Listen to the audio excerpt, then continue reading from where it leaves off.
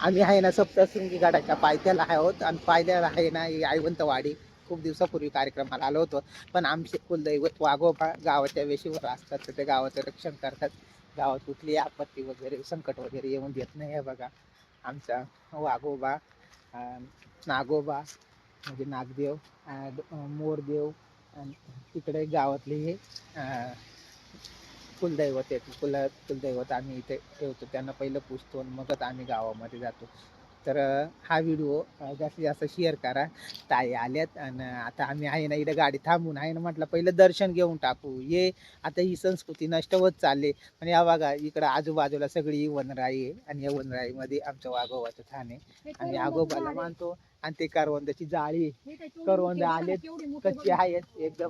हे बघा करवंदाला फुलं फुलं पण आलेत ना का मित्रांनो. हे बघा आता हे आहे ना 5 ठिकाणी मूर्ती आहेत. आता दर्शन वगैरे घेऊ आणि निघू नका.